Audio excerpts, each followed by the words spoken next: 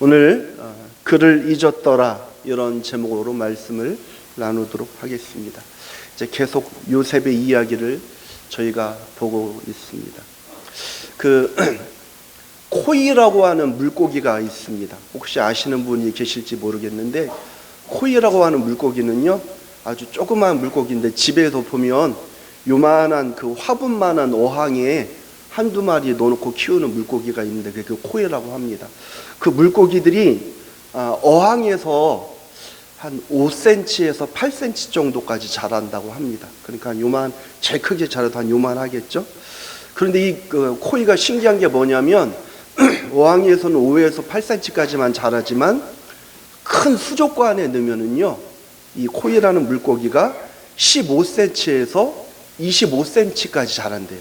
그러니까 요만큼밖에 크지 못할 고기가 장소로 옮겨주니까요 이만하게 자라는 거예요. 근데 더 신기한 거 뭐냐면 그 코이를 그냥 자연의 야생에 풀어놓잖아요. 강이나 연못에 얘가 가게 되면은 90cm에서 120cm까지 자란다고 합니다. 예, 저도 이걸 말씀을 준비하면서 찾다가 놀랐습니다. 요만큼밖에 자랄지 못할 거라고 생각을 했는데 자연에 놓으면 이만하게 자라는 거죠. 미국의 지글러라고 하는 학자가 실험을 했습니다. 여러분이 잘 아시는 시험일 텐데요. 벼룩을 이렇게 요만한 컵에다가 잡아서 벼룩을 딱 덮어놔요.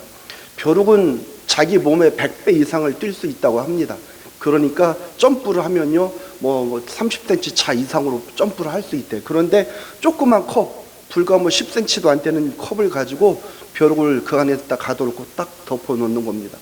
벼룩에 점프를 하죠. 탁 튀다 보면 탁 부딪히는 거예요. 이상하네. 또 점프를 합니다. 계속 부딪혀요. 계속 부딪히다 보니까 벼룩이 요만하잖아요. 뇌가 있겠어요? 근데 걔도 생각을 하는 거예요. 무슨 생각을 하면 나는 안 되는구나, 나는 한계가 여기구나라고 스스로 생각을 해서 이제는 신기한 걸 컵을 벗겨놔도요 그 이상을 뛰지를 않는다고 합니다.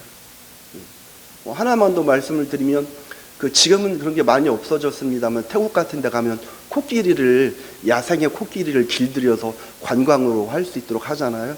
코끼리를 길들일 때 어떻게 하냐면 힘이 너무 세니까요 새끼 때부터 코끼리를 잡아와서 한쪽 발을만 묶어놓고 한쪽 발을 풀어놓는 거예요. 그러니까 이게 네 발로 다니는데 이 뒷발 하나를 묶어놓는다고 합니다.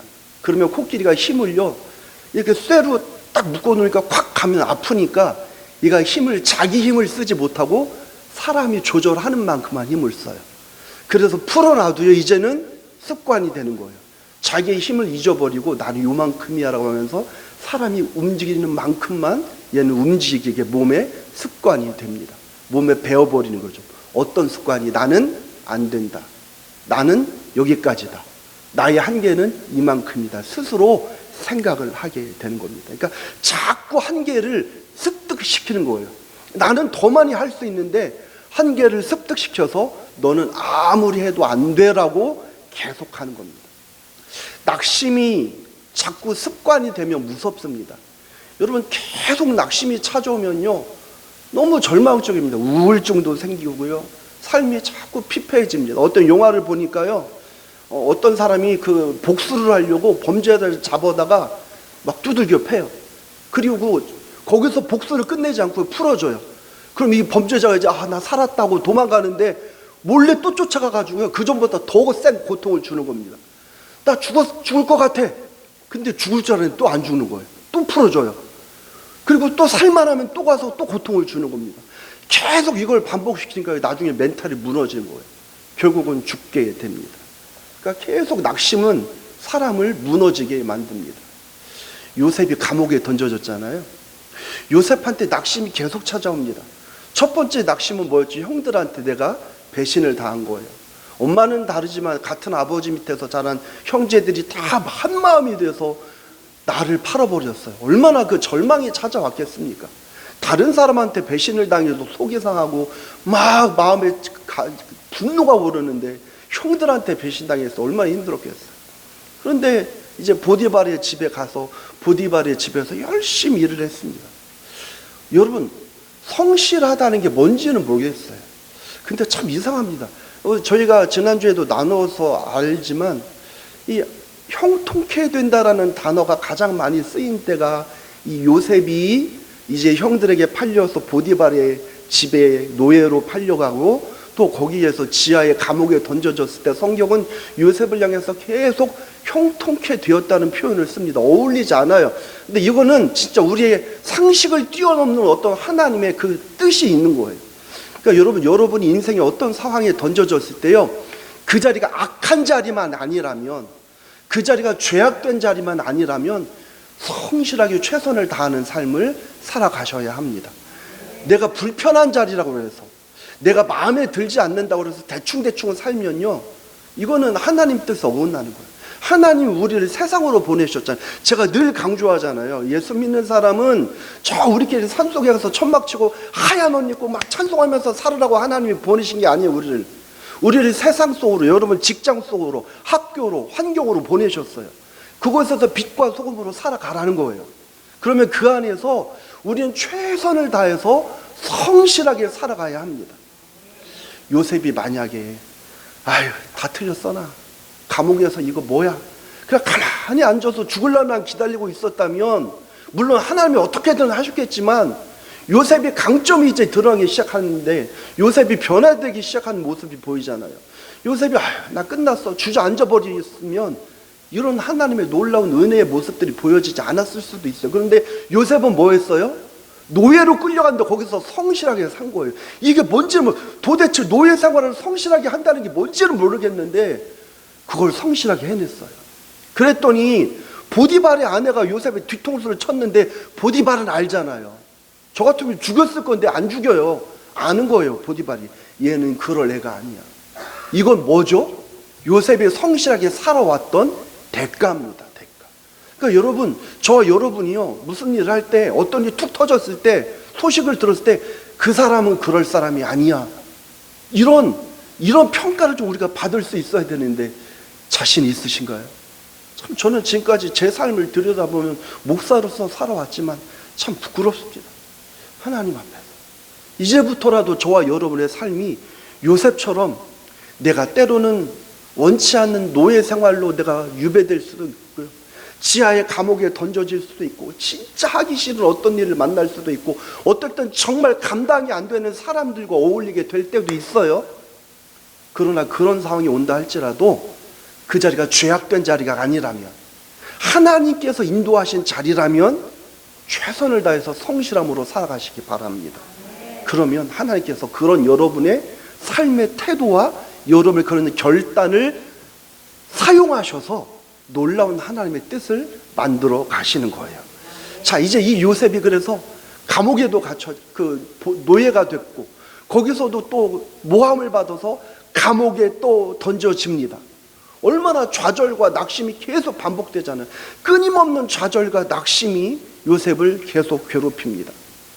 한 가지 여기에서 더 짚고 넘어가야 될 부분이 있습니다.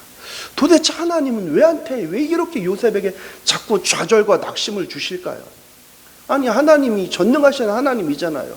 구덩이에 있을 때 형들이 요셉을 구덩이에 던져줬을 때 요셉을 꺼내주셔도 되고요, 보디발의 집에 올 때 하나님께서 샥 날려가지고 아버지 집으로 데려다 놓으셔도 되고, 감옥에 갇히지 않게 하셔도 되는데 하나님은 우리가 하나님의 섭리를 때로 이해할 수가 없어요. 굳이 왜 요셉을 이렇게 어려운 길로 가게 하셨을까 라는 의문이 듭니다.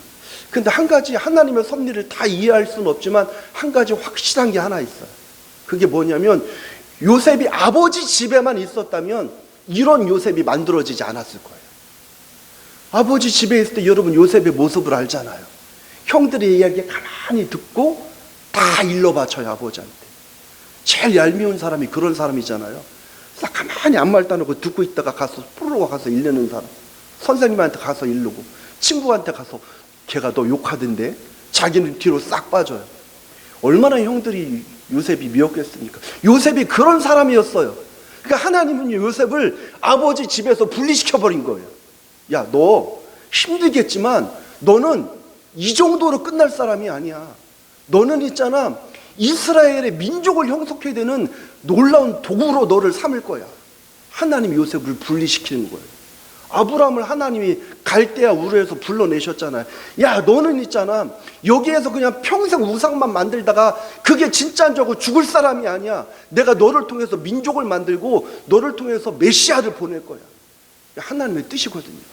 그러니까 하나님께서 요셉을 아버지 집에서 분리시키고 어딘가가 요셉을 따로 고통의 자리로 밀어넣으신 거예요. 여러분 인생 가운데 때로 안주하고 싶은 자리가 있을 거예요. 나 이렇게 평탄하게 살고 싶어. 나 이렇게 좀 안정적으로 고생 없이 살고 싶어. 편안했으면 좋겠어. 우리의 소원이 뭐예요? 삶이 그냥 굴곡이 없으면 좋겠어요. 편안하게 살았으면 좋겠는데 하나님은 때로 우리를 격동의 자리로 인도하신다는 거예요. 근데 여러분이 믿음으로 살아내다가도 내가 열심히 믿음으로 살고 있음에도 하나님이 나를 때로 고난의 자리로 몰아넣으시면 감당하시기 바랍니다. 하나님의 섭리 이해할 수 없고 사람의 뜻으로 이해되지 않지만 하나님이 여러분을 틀림없이 세워가시려는 하나님의 계획이 그 안에 있습니다. 요셉이 몰랐을 거예요. 하나님이 나를 이렇게 민족의 영도자로 만들고 나를 애굽의 총리로 만들 거야. 상상도 못했어. 그냥 요셉은 던져진 그곳에서 치열하게 열심히 살아냈을 뿐이에요. 그러니까 여러분 어딘가에서 분리되는 것에 대해서 너무 두려움을 갖지 마시기를 바랍니다. 아버지 집에서 어찌 보면 분리된 것이 요셉에게는 하나님의 놀라운 꿈이고 하나님의 비전이었던 것입니다. 자, 그래서 이제 이 요셉이 계속 이런 낙심을 당하는 가운데 오늘 저희가 읽었던 창세기 40장의 본문의 내용이 나옵니다. 저희가 다 읽지는 않았지만 여러분 잘 아시는 대로 요셉이 지하의 감옥에 던져졌는데 요셉이 그 지하 감옥에서 누구를 만났냐면 그 왕의 최측근이었던 두 사람을 만났습니다. 왕의 최측근이었던 빵 굽는 관원장과 술 맡은 관원장을 만났어요. 쉽게 말하면 빵을 만드는 사람은 지금으로 생각하면 요리사라고 생각하시면 되고요. 술 만드는 사람은 왕에게 가는 지금처럼 물이 이렇게 흔한 시대가 아니니까 그때는 포도주, 술 이런 것이 물을 대신했어요. 그러니까 그거를 만드는 사람, 그러니까 최고 왕 곁에서 가까이 지내는 중요한 두 사람입니다. 왜냐하면 그때 당시에는요 암살이 너무 많았어요. 뭐 왕이 되면 주변에서 형제들도 많고 또 막 세력들도 많고 하니까 이 얽히고 설킨 관계 속에서 제일 쉽게 왕을 제거할 수 있는 방법이 뭐였냐면 독살이었습니다. 독살. 우리나라도 보면 그런 거 많이 나오잖아요. 뭐 영화 광해에도 나왔었고 왕을 죽일 때 음식에다가 독을 타서 혹은 물이나 음료에다가 독을 타서 먹고 죽게 만듭니다. 그러다 보니까 왕 곁에는 가장 신뢰할 수 있는 사람을 둬야 됩니다. 빵 굽는 관원장과 술 맡은 관원장을 요셉이 만났는데 그 사람들이 요셉이 보통이 아니구나라는 걸 알았어요. 그래서 그 안에서 대화를 하는데 꿈 이야기를 합니다. 꿈 이야기를 쭉 하는데 그 꿈 이야기를 요셉이 가만히 듣더니 요셉이 그들에게 꿈을 해석을 해줍니다. 꿈을 해석을 해줘요. 그 해석해 준 게 뭐냐면 빵 굽는 관원장한테는 뭐라고 그래요? 당신은 어떻게 오늘 성경 뭐라고 그럽니까? 같이 읽었으면 기억하셔야 됩니다. 떡이라고 표현되어 있죠. 떡 굽는 관원장은 당신은 죽을 겁니다. 술 맡은 관원장한테는 당신은 다시 복직될 겁니다. 라고 이야기를 해요.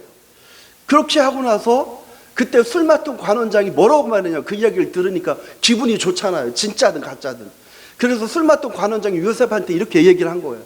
야, 네 말이 진짜가 된다면 참 좋겠지만 네 말처럼 되면 있잖아, 내가 너 절대로 잃어버리지 않을게. 왜냐하면 그 안에 어떤 일이 있었냐면 요셉이요 술 맡은 관원장과 떡 맡은 관원장한테 자신의 이야기를 했어요. 창세기 40장의 중반에 보면 그런 내용이 나옵니다. 나는 여기 올 사람이 아니에요.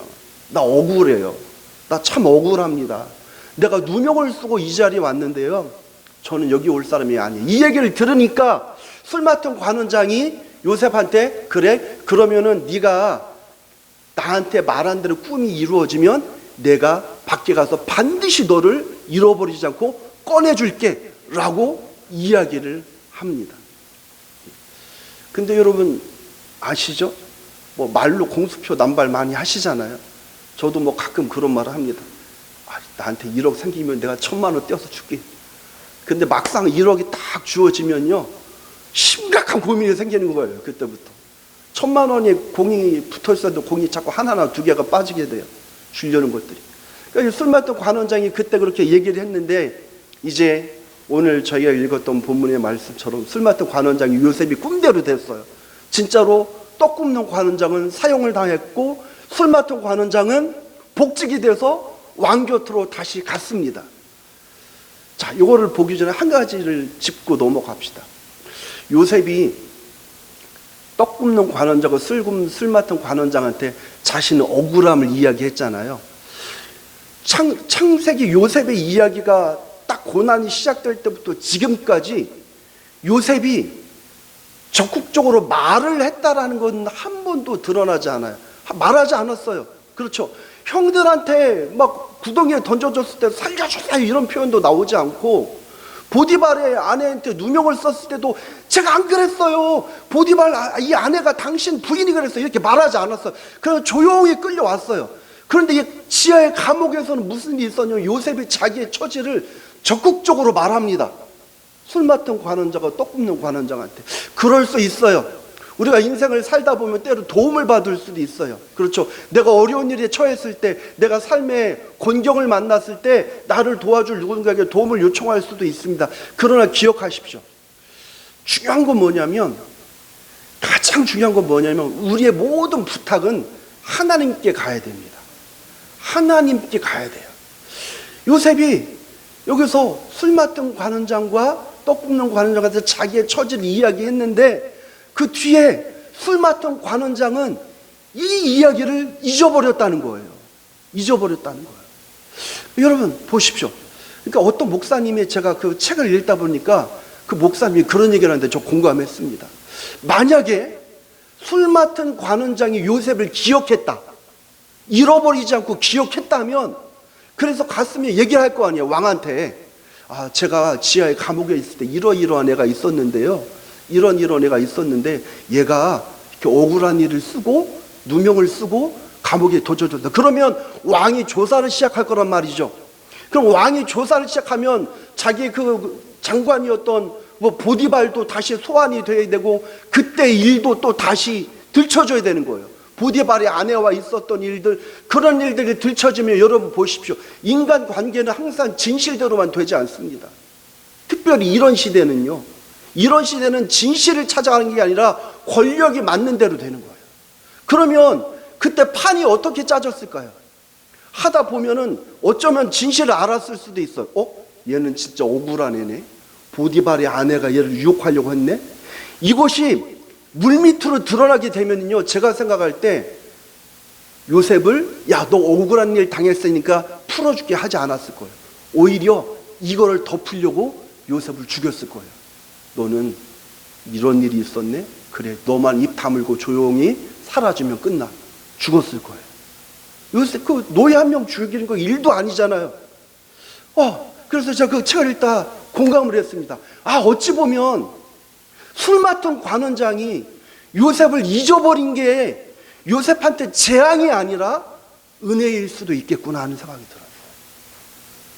저는 안 그래서 제 마음은, 인간적인 마음은, 내가 이렇게 저를 도와주고 희망을 주고 결국은 내가 말한 대로 됐는데 어떻게 나를 잊어?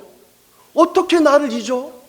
이런 생각이 들어서 마음의 섭섭함과 어떤 분노와 이런 것들이 있을 수도 있겠는데, 사실은 그것을 보면 이거는요, 어찌 보면 하나님의 은혜일 수도 있다라는 생각이 들기도 합니다.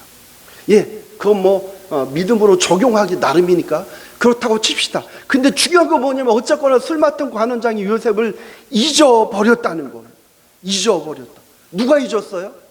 술 맡은 관원장이 요셉의 생명줄이 지금 누구 손에 있어요? 술 맡은 관원장 손에 있어요. 인간적으로 보면. 그러니까 요셉의 입장을 생각해 보세요. 여러분, 요셉이 앉아 있는데 우리 가끔 영화 같은 거 보면 그러잖아요. 몇 번 면회, 몇 번 나와. 술 맡은 관원장도 나가고 떡 굽는 관원장도 나가는 거예요. 그러니까 요셉, 이거 뭐지? 떡 굽는 관원장은 죽었대요. 소식이 들렸어요. 술 맡은 관원장은 네가 말한 대로 풀려났대. 그때 요셉의 머릿속에 무슨 계산이 섰을까요? 되는구나. 이제 내가 살 길이 생겼구나. 이제 나한테 길이 열렸구나. 요셉은 이 희망을 가졌을 거란 말이에요.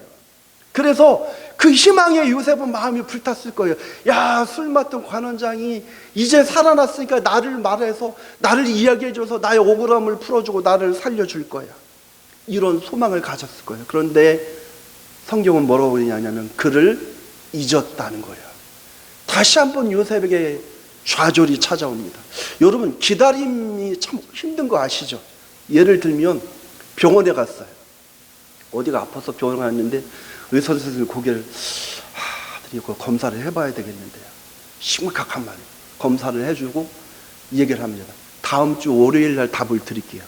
그러면 오늘이 수요일이라 칩시다. 그럼 다음 주 월요일까지 목금토일 월 5일의 시간이요 50일처럼 느껴지는 거예요. 기다려야 되잖아요. 끊임없이 기다려야 돼요. 근데 그건 견딜만 해요. 왜요? 날짜가 정해져 있으니까. 웃긴 게 뭐냐면 군인들이 입대하잖아요. 참 이등병이 입대한 지가 훈련소인데 그때부터 뭐게 계산하면 얘네들이 제대 날을 계산해요. 이제 아직 이등병 제대로 닫지도 못했는데 그거 계산해요. 서경원 집사님 계십니다만 용이가 휴가 나올 때마다 밥 먹으면서 하는 말이 목사님 저 며칠 남았습니다. 그런 거예요. 날짜 계산하는 거예요.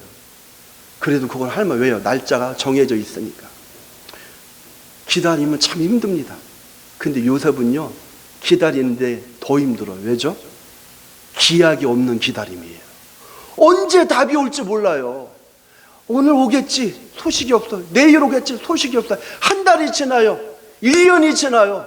소식이 없는 거예요. 요셉의 마음이 미치는 거죠. 그때 요셉의 마음까지 확신이 듭니다. 다 나를 잊었구나. 절망이 찾아오는 거죠. 다시 한번 요셉을 짓누르는 겁니다. 너는 안 돼. 그빠. 네가 그 꿈을 해석해봤자 너는 안 돼. 요셉의 마음에 아마 그런 생각도 혹시 들지 않았을까요? 어쩌면 요셉이 여러분 결정적으로 이 자리까지 오게 된 이유가 뭐예요? 근본적인 이유가 요셉의 꿈 때문에 온 거예요. 그 꿈을 형들한테 말해가지고 꿈 때문에 이 자리까지 왔어요. 그거 하나님이 주신, 나중에는 알겠죠. 이제 우리가 말씀을 계속 보면서 하나님이 보여주신 놀라운 하나님의 비전이긴 하지만 그때 당시 요셉한테 그 꿈은요 개꿈이에요. 아무 쓸데리 없는 꿈이에요. 그 꿈 때문에 내가 이 모양 이 꼴이 됐어요. 그런데 이번에는 또 꿈을 풀어줬어요. 야, 내가 드디어 꿈으로 억울함을 당했는데 이제 꿈을 풀어서 내가 나갈 수 있겠구나. 어쩌면 희망이 있지 않았겠습니까? 하나님이 이런 방식으로 나에게 갚아주시네. 우리 이런 생각 잘하잖아요. 하나님이 이렇게 나에게 갚아주시네. 내가 열심히 헌신했는데, 내가 열심히 살아왔는데 그렇게 힘들더니 나의 자녀를 통해서 갚아주시는구나. 내가 열심히 고생했는데 그래도 믿음 생활을 해왔더니 하나님께서 이런 나에게 우리 가정에 이런 복을 주시는구나. 우리 자꾸 이런 방식으로 대입을 해요. 그러면서 그때 우리 뭐라고 말하냐면 하나님의 복이라는 거예요. 하나님의 은혜라는 거예요. 하나님의 섭리라는 거예요. 예, 하나님의 은혜와 하나님의 축복이 이런 식으로 찾아오기도 합니다. 그런데 기억하십시오, 여러분. 여러분이 처한 어떤 상황들 가운데서도 항상 어떤 상황 속에서도 하나님이 나를 위해서 일을 어떻게 처리해 주시는가 이거에만 목을 매지 마십시오. 이 하나님의 움직임이 내 눈에 보이지 않을 때가 너무 많다는 거예요. 하나님이 나를 위해서 일하시고 계세요. 지금도. 저와 여러분을 위해서, 우리 열방교회를 위해서, 여러분 가정을 위해서 여러분의 기도를 하나님이 다 들으시고 아시고 일하고 계세요. 그런데 어떤 사람은 그 하나님의 일하심이 보이는 경우도 있는데 상당히 많은 경우는 보이지 않는다는 거예요. 하나님의 일하심이. 그러나 분명하면 하나님이 일을 하고 계시고 내가 생각하는 것 이상의 일을 하나님이 준비하고 계시다는 거예요. 그 하나님을 믿어야지 내 눈앞에 펼쳐진 어떤 신비한 일들을 믿으면 안 됩니다. 요셉이 만약에 거기서 야, 하나님이 내가 꾼 꿈 때문에 여기까지 왔는데 이 꿈을 통해서 나를 살려주시는구나, 이게 요셉의 소망이 됐었다면요, 요셉은 주저앉아야 돼요. 요셉은 주저앉아야 돼요. 야, 이 꿈도 개꿈이네. 도대체 꿈이 뭔데 나 이 꿈 때문에 죽고 사네. 미치고 환장하겠는데, 이런 마음이 요셉한테 들었을 거란 말이죠. 기억하십시오, 여러분. 눈앞에 펼쳐진 어떤 드러나는 현상들을 믿는 것이 아니라 저와 여러분은 살아계신 하나님을 믿는 겁니다. 그 하나님의 약속을 믿는 거고 눈에 보이지 않지만, 내 성에 차지 않지만, 내 손에 잡히지 않지만 지금도 나를 위해서 일하고 계시는 하나님의 일하심을 믿고 신뢰하며 그 힘들고 어려운 인생길 믿음으로 걸어가는 거예요. 포기하지 않고 끊임없이 요셉이 감옥에서 이렇게 지냈던 것처럼 성실하게 지내는 거예요. 이런 삶을 여러분 살아내시기를 바랍니다. 어떤 현상과 보여지는 것들에 빠지게 되면요, 이상한 일이 일어나는 겁니다. 뭐 지금 우리 한국 뭐 어디 방송에서 다 터뜨려서 난리가 나는데, JMS는 수십 년 전에도 제가 이런 사람이 있나, 이 말도 안 되는, 왜 나라에서 이런 것들을 처리 못하나 하는, 그때 생각했는데 지금까지도 이게 처리가 안 되고. 여러분, 이단들의 특징이 뭔지 아세요? 자꾸 보여지는 어떤 것들을 하려고 해요. 그리고 이단들의 교주들의 특징이 뭔지 아세요? 카리스마가 있어요. 그 사람들은 이상한 카리스마가 있어요. 그 전명석이라는 사람 만나보면요, 완전히 이상하대요. 뭔가 신비한 기운이 돈대요. 뭐 보면 이단들의 교주들 보세요. 다 보면은 자꾸 자기 이렇게 만들어 가잖아요. 이상하게 한국 사람들이 카리스마를 좋아해요. 뭔가 멋진. 그러니까 나쁜 일을 해도 카리스마 있으면 멋있게 보는 거예요. 잘못된 일을 해도 카리스마 있으면 멋있게 보이는 거예요. 그런데 여러분, 지금 요셉의 모습 속에서 카리스마 같은 게 보여요? 없어요. 그냥 요셉은 온유하게 말씀 앞에서 성실하게 살아낼 뿐이에요. 하나님이 진짜 인정하시는 능력이 뭔지 아십니까? 말씀 가운데서 성실하게 살아내는 거예요. 하루하루를 한 걸음 한 걸음 걸어가는 거예요. 그러니까 자꾸 어디 이상한 카리스마, 멋진 거, 그런 거 좋아하지 마십시오. 예수님이 이 땅에서 공생애 3년 사실 동안 예수님이 강력한 카리스마로 이끌었나요? 아니에요. 예수님은 온유한 모습이 99%예요. 털 깎는 자 앞에서 잠잠한 어린 양같이, 예수님이 진짜 카리스마 있는 사람, 카리스마로 예수님이 승부하려고 했다면 그 빌라도의 법정에 섰을 때 말 한마디로 빌라도 주눅들게 할 수 있잖아요. 십자가 위에서 쫙 하면서 멋지게 내려올 수 있잖아요. 예수님이 보여주셨던 진짜 카리스마가 뭔지 아십니까? 온유함이에요. 온유함. 끝까지 말씀 때문에 나를 누르는 거, 말씀 앞에서 나를 복종시켜가는 거, 말씀 앞에서 나의 성질을 죽이는 거, 이게 진짜란 거죠. 저 여러분이 이런 사람으로 만들어져 가기를 소원합니다. 그러니까 이제 요셉이요, 그 자리에서 끝났다, 이런 마음이 들었을 수도 있어. 왜요? 다 잊어버렸으니까. 그러나 기억하십시오. 다 잊었다고 생각되는 그 순간에 하나님은 요셉을 붙들고 계셨습니다. 이거예요. 이게 가장 중요한 거예요. 자신을 팔아버린 형들, 요셉 형들, 그 형들의 생각 속에 요셉 없었겠죠. 우리 뭐 동생 이제 끝났어. 그 술 맡던 관원장 은혜를 갚아야 되는데 요셉 잃어버렸어요. 바로, 아니 그 보디발 생각도 안 했겠죠. 자신을 그렇게 유혹해서 여기 집어넣은 보디발의 아내, 요셉한테 미안한 마음 갖고 있었을까요? 아니에요. 또 다른 놈 또 유혹하고 있으려고 또 그럴 수도 있어요. 아무도 요셉을 기억하지 못해요. 그럴 때 서글퍼요. 아무도 나를 기억하지 않네. 내가 잊혀진 사람인가? 많은 유명인들이 혹은 연예인들이 스스로 삶을 마감합니다. 그들이 그렇게 삶을 마감하는 이유가 뭐죠? 고독이에요. 외로움이에요. 내가 그렇게 스포트라이트를 받았는데, 내가 그런 삶을 살았는데, 그 사람들이 나에게 등을 돌리는 순간에, 나를 그렇게 쫓아오고 나를 그렇게 찾아오던 사람들이 나를 외면하는 순간에 고독함이 찾아오는 거예요. 한 번도 느껴보지 못하고 공허함이 찾아오는 거예요. 외로움이 너무 심해지면 두려움이 된답니다. 외로움이 극심해지면 공포가 된대요. 그것 때문에 죽을 것 같은 거예요. 그러니까 그걸 이기지 못해서 스스로 삶을 포기하지 않습니까? 요셉의 마음 가운데 외로움이 찾아왔어요. 완전히 잊혀진 사람이 됐어요. 아니, 이런 곳에서 자유롭게 산다면 때로 여행도 가고 운동도 하고 음악도 듣고 책도 보고 영화도 보고 산도 다니면서 잊으면 되는데, 요셉은 그것조차 할 수 없어요. 그냥 감옥 안에 있어요. 얼마나 고독했겠습니까? 얼마나 외로웠겠습니까? 그런데 그 순간에 그를 잊었더라고 선포했지만 하나님은 그 순간에 요셉을 붙들고 계셨던 거예요. 다 잊혀져도 괜찮아요, 여러분. 하나님께 잊혀지지 않는 사람 되시길 바랍니다. 세상으로부터 분리될 수 있어요. 그런데 지금 요셉이 감옥에 있는 이 시간 동안에 무슨 일이 있었는가? 세상 사람들로부터 요셉은 잊혀졌지만 요셉은 하나님 마음속에 더 강력하게 각인되어지는 거예요. 요셉의 마음에 하나님이 더 각인되어지고, 하나님 마음속에 요셉이 각인되어지고, 하나님과 요셉이 더욱더 친밀한 깊은 관계가 되고 있는 거예요. 예. 여러분 혹시 잊혀진 사람입니까? 각자 이름을 갖고 있어요. 예. 여러분 집에서는 엄마, 아빠, 혹은 여보, 아무개야 이렇게 불리지만, 여러분 태어날 때 부모님 이름을 주셨잖아요. 예. 김유신, 김현민, 서경은, 김석분 이름을 주셨어요. 이름으로 우리는 살아야 되는데, 살다 보니까 어떻게 되면 그저 누구의 아빠로 살고 있고, 누구의 엄마로만 살고 있고, 혹은 그냥 쳇바퀴 돌아가는 직장 속에서 무슨 대리, 과장, 실장, 부장 이런 사람으로 살아가는 거예요. 그러다 보면 고독함이 밀려오고, 야, 내가 이러려고 열심히 살아왔나? 내 청춘은 다 어디 갔나? 내 찬란했던 시절은 다 어디 간다? 어느새 머리는 빠지고 희끗희끗해지고, 어느새 나는 꺾어지고, 이런 생각이 들 때가 있어요. 내가 저 바닥에 떨어져서 밀려져서 아무도 없고 고독하다는 생각이 들 때 기억하십시오. 여러분 그때 외로울 수 있고 공허할 수 있지만 하나님이 여러분을 붙들고 계십니다. 뭘로 살아가는가? 그 하나님을 의지하면서 살아가는 거예요. 잊혀질 수 있어요.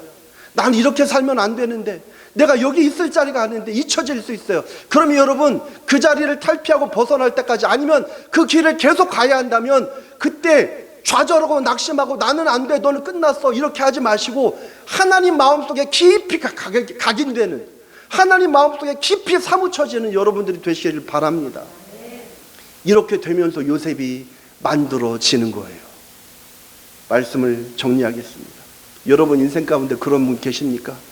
내가 갇혔네, 나는 여기까지네, 나는 끝났네. 세상적으로는 그럴 수 있을지 몰라요. 그러나 하나님이 여러분을 통해서, 혹은 여러분의 자손들을 통해서 어떤 일을 할 수 있을지, 어떤 일을 펼쳐가실지 우리 아무도 몰라요. 왜요? 하나님은 지금도 일하고 계시니까. 이런 믿음으로 여러분 가정을 이끌어 가시고, 여러분 그 쳇바퀴 도는 현대사의 복잡한 삶, 참 월요일 아침이 되면, 주일 오후만 되면 벌써 그때부터 한숨이 나오지 않습니까? 내일 출근해야 되는데, 가서 그 인간 또 봐야 되는데, 이런 삶이 우리한테 계속 펼쳐집니다. 이 빡빡한 인생을 살아가지만 여러분 세상이 없는 하나님의 사랑을 우리는 받고 있어요.